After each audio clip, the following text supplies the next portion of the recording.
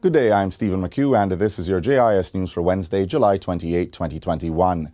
The Ministry of Education has entered into a partnership with Microsoft Jamaica to provide training in digital skills and employment prospects for thousands of Jamaicans.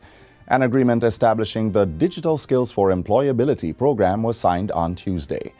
Under the agreement, Microsoft is financing the training of over 31,000 unemployed Jamaicans each year over a 5-year period up to 2026. The importance of this initiative cannot be overstated. In recent years, the digital economy that has emerged has created new openings in a lot of areas. These have and are transforming the organization of labor, production, and trade around the world.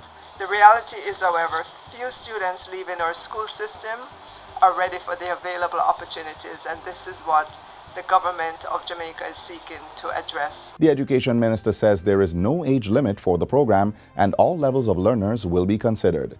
The aim is to have persons trained in one or more of the 4 courses offered based on their level of learning. There will be no barrier to entry.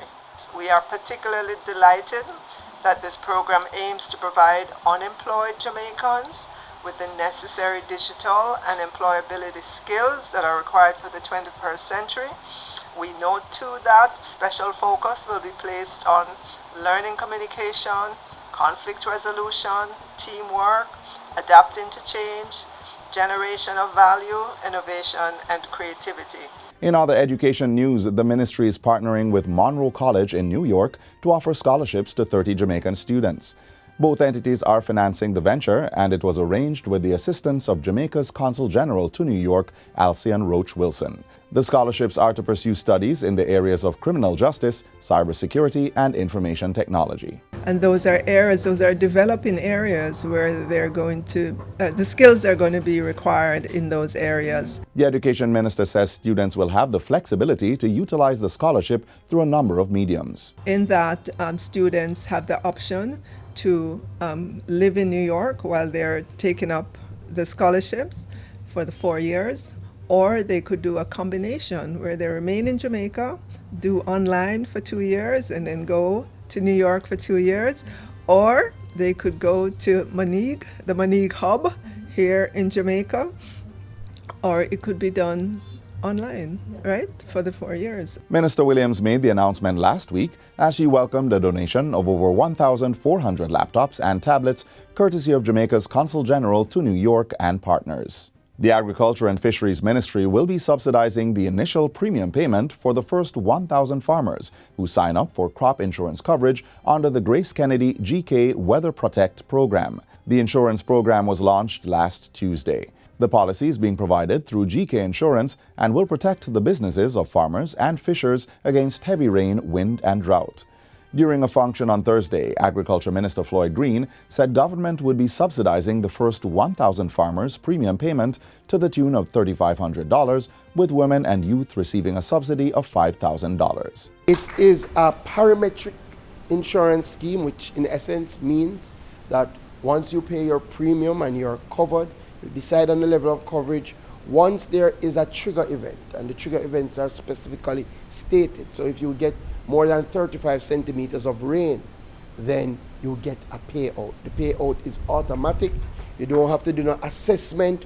Once you are current, you get a payout. And the payout will be made within 7 days of the event. Minister Green gave the update on a tour of the Ready 2 cluster of greenhouses and water harvesting project in Manchester.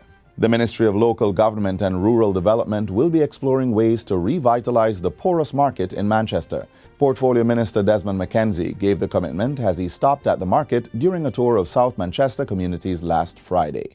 The minister says he has asked the Social Development Commission, SDC, to conduct a survey to see how best the facility can be utilized. We can't afford to spend money to fix it up and then nobody comes in. So we want to have some information that will guide the decision that will be taken as it relates to the future of the porous market.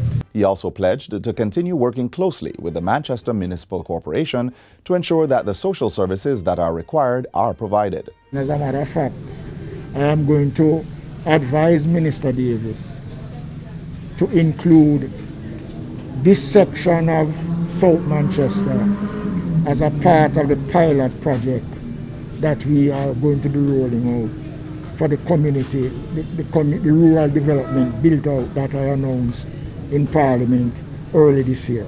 And finally, Jamaica is to host the 32nd session of the Latin American and Caribbean Forestry Commission virtually from September 6 to 12 this year. Information Minister Favour Williams announced Cabinet's approval recently. Hosting the 32nd session will highlight Jamaica's leadership and continued support and commitment to forest development and capacity building within the region. It will also increase the visibility and work of the local forestry sector and strengthen regional and international partnerships and networks with the forestry sector. The Chief Executive Officer and Conservator of Forests in the Forestry Department will chair the session.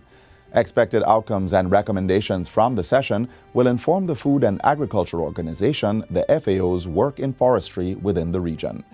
It will also inform the 2022 Forestry Conference in Rome and the Regional Conference for Latin America and the Caribbean. And that's it for JIS News Today. I'm Stephen McHugh. Thanks for watching.